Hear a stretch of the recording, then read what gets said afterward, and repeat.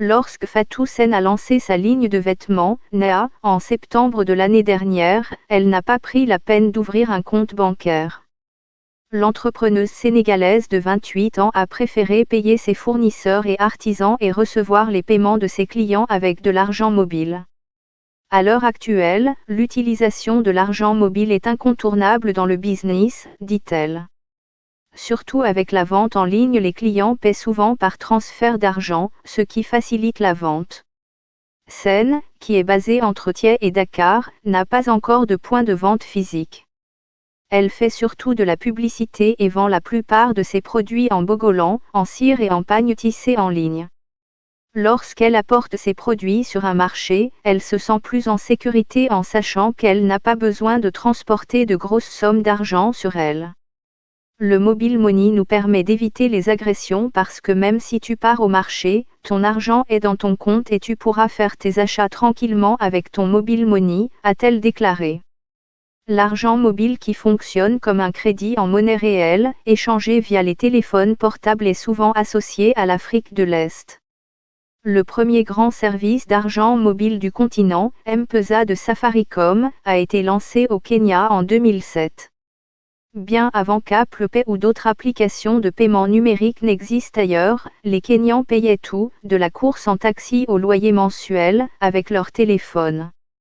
Mais d'autres services du même type ont mis plus de temps à décoller en Afrique de l'Ouest francophone. Orange Money, exploité par le groupe français de télécommunications Orange, a été lancé en Côte d'Ivoire en 2008, puis au Sénégal et au Mali en 2011. Free Money est présent sur le marché depuis 2014.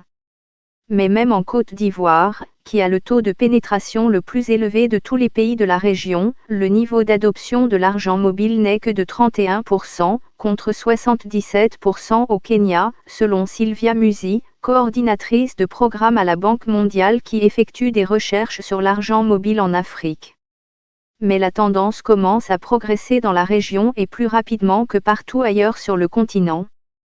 Selon Max Cuvelier, responsable du développement du mobile à la GSM Association, une organisation professionnelle pour les opérateurs de réseaux mobiles, il y avait quelques 36 millions de comptes actifs d'argent mobile dans la région de l'Union économique et monétaire ouest-africaine, Union économique et monétaire de l'Ouest africain, à la fin de 2020, soit une hausse de 19% par rapport à l'année précédente.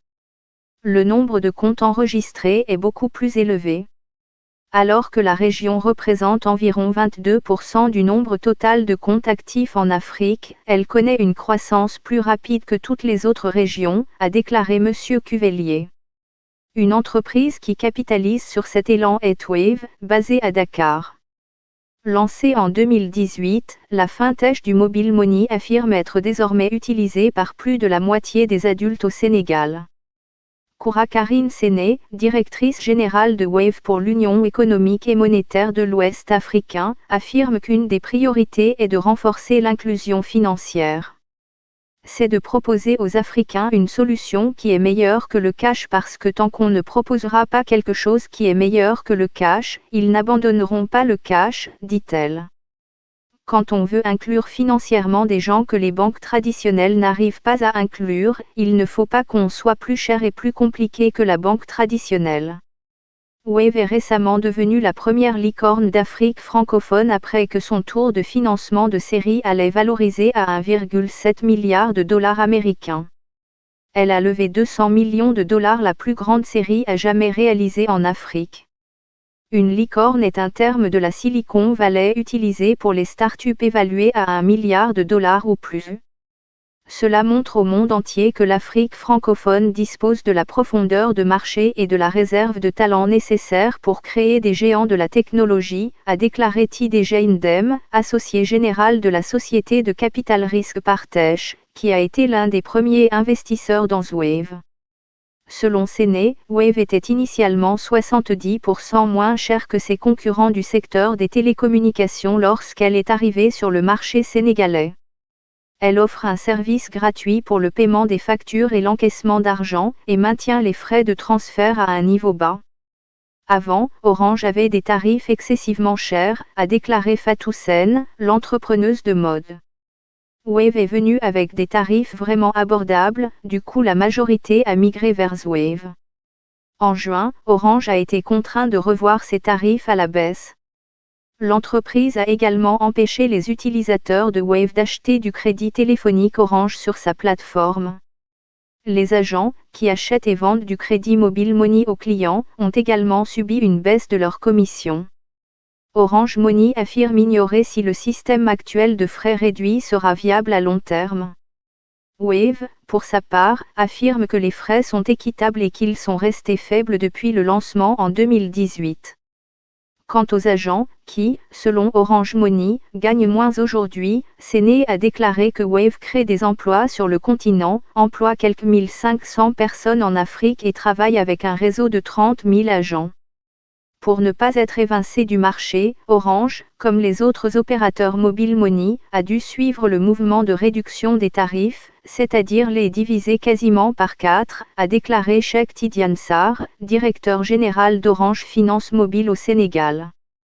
Selon Cuvelier, 42% des adultes au Sénégal possèdent 2 comptes d'argent mobile ou plus. Wave utilise un modèle technologique différent de celui de la plupart des sociétés de mobile Money. Au lieu de demander aux clients de composer des codes USSD pour effectuer des transactions, les utilisateurs qui n'ont pas de smartphone et ne peuvent pas accéder à l'application mobile utilisent des codes QR en plastique. Ces derniers peuvent être scannés par un tiers afin d'effectuer des transactions. Le fait de ne pas utiliser de code USSD permet à Wave d'opérer indépendamment de tout opérateur de télécommunications. L'investisseur, Monsieur Dem, a déclaré que ce n'était qu'une question de temps avant que le monde de l'argent mobile ne passe des télécoms à d'autres modèles, comme celui de Wave. Lorsqu'il y a beaucoup de barrières réglementaires, les télécoms jouent un rôle clé dans l'introduction de l'argent mobile, a-t-il déclaré. Cependant, à mesure que l'accès aux smartphones et la connectivité se développent, que la réglementation devient plus ouverte, tout cet espace s'ouvre pour les startups. Orange, pour sa part, dit travailler à la mise à niveau de ses systèmes et à offrir une meilleure expérience utilisateur à ses clients, notamment en accélérant la numérisation. L'argent mobile est en plein essor en Afrique de l'Ouest francophone, mais pourquoi a-t-il fallu tant de temps pour en arriver là ? De nombreux pays d'Afrique de l'Ouest ont également des marchés plus fragmentés que des pays comme le Kenya, dominé par Safaricom lorsqu'il a lancé M-Pesa. C'est l'effet de réseau, et cela crée évidemment un cercle vertueux, a déclaré Diallo. Ensuite, il y a la paperasserie, qui est souvent plus compliquée en Afrique occidentale francophone qu'ailleurs. Du reste, de nombreux pays partagent une monnaie et une banque centrale. C'est plus compliqué d'avoir la licence directe parce que la Banque commerciale des États d'Afrique de l'Ouest couvre plusieurs pays et, en fait, il faut d'abord que la direction nationale de ton pays, là où tu demandes, valide et puis ça passe encore au siège, a déclaré Séné de Wave. Donc il y a 2 interlocuteurs, et ils ont aussi une vision plus large parce que leur décision implique 8 pays. Mais, a-t-elle ajouté, une fois ces obstacles surmontés, la monnaie unique et les réglementations monétaires communes peuvent réellement accélérer l'expansion. L'argent mobile n'est pas le seul secteur à rattraper son retard dans la région. La scène plus large des technologies financières ou fintech de l'Afrique de l'Ouest francophone suit des pays comme le Kenya et le Nigeria. Les marchés de l'Afrique francophone sont à la traîne en termes de collecte de fonds, et le pire, c'est que cela se produit bien plus au stade de l'amorçage, qui détermine l'avenir de l'écosystème, a déclaré Monsieur Dem de Partech. Selon lui, au stade du financement d'amorçage, les startups africaines francophones ont tendance à voir moins d'investisseurs locaux et ont un accès plus limité aux investisseurs internationaux. Mais cette tendance commence aussi à changer. Globalement, il y a beaucoup plus de capitaux qui affluent vers les technologies africaines, ce qui se répercute sur tous les marchés, a-t-il déclaré. Il a également noté qu'il y a plus de concurrence pour les investisseurs sur les 4 principaux marchés: le Nigeria, l'Égypte, l'Afrique du Sud et le Kenya, ce qui pousse certains d'entre eux à élargir leur champ d'action à des marchés moins bien desservis. La collaboration entre les fintechs du continent s'est développée. Ces dernières années, il y a de plus en plus d'activités d'innovation dans la région, a déclaré Diallo. Je constate un désir de collaboration avec le Nigeria, avec le monde africain anglophone. Selon elle, quelle que soit l'origine d'une technologie, la clé de toute innovation est sa disposition à être reproduite. L'innovation tente de résoudre un problème, n'est-ce pas? Pour moi, c'est ce qui la rend utile, a-t-elle déclaré. Pour sa part, Wave ne s'inquiète pas du risque d'être reproduit ou copié. S'il n'est pas le seul fournisseur d'argent mobile à utiliser un modèle non télécom, il est le plus en vue et le plus performant de la région. Nous voulons avoir un impact, et avoir un impact c'est aussi avoir d'autres personnes qui font la même chose que vous, a déclaré Sen. Sankpay, au Burkina Faso, est un exemple de fournisseur d'argent mobile francophone d'Afrique de l'Ouest qui a un modèle semblable à celui de Wave. Fondé par les Burkinabés Jules Kader Kaboré et Dramane Kiindre Beogo, il arbore le label Made in Burkina Faso. L'idée était de donner aux clients une alternative aux sociétés étrangères qui contrôlent l'argent mobile. Contrairement aux dirigeants de Sankpay, les deux cofondateurs de Wave, Drew Durbin et Lincoln Quirk, sont américains. Ils ont d'abord lancé Sendwave qui, selon eux, est aujourd'hui la plus grande société de transfert de fonds numériques en Afrique avant de lancer la phase pilote de Wave dans le village de pêcheurs sénégalais de Mbour. Selon Madame Sen, Wave n'en est pas moins une entreprise africaine à la base. Le produit a été construit en Afrique, dit-elle. Les Américains ne sont pas venus avec des produits tout faits. Monsieur Dem, de Partech, a notifié que son entreprise avait été impressionnée par l'obsession des fondateurs d'offrir une expérience utilisateur sans friction, un terme couramment utilisé dans le domaine de la technologie qui signifie que l'expérience globale d'un client lors de l'utilisation de la plateforme est simple et ne prend pas trop de temps. Partech, qui a commencé en tant qu'investisseur Wave, a été rejoint par Sequoia Heritage, Founders Fund, Strip, Ribi Capital et Sam Altman, l'ancien PDG de Y Combinator. Les fonds seront utilisés pour développer l'activité sur d'autres marchés. Wave s'est lancé en Côte d'Ivoire au début de l'année, et s'étend maintenant au Mali et à l'Ouganda. Le but ultime, c'est d'être le principal moyen de paiement en Afrique, a déclaré Madame Séné. L'argent mobile est un secteur phénoménal et en pleine expansion. En Afrique, quelques 495 milliards de dollars de transactions ont été traités l'année dernière, soit une augmentation de 23% par rapport à l'année précédente, selon la GSM Association. L'argent mobile change la donne pour les personnes qui n'ont pas accès aux comptes bancaires traditionnels. Imaginez un chauffeur de taxi, qui effectue chaque jour des transactions en espèces. Avec un service d'argent mobile, il peut non seulement effectuer des paiements plus simplement, et sans le risque physique de transporter de l'argent liquide, mais aussi faire le compte de ses transactions. Le fait qu'on puisse offrir un outil qui lui offre de la visibilité sur sa recette journalière et qu'il puisse maîtriser ses dépenses, c'est vraiment une éducation financière, a déclaré Séné.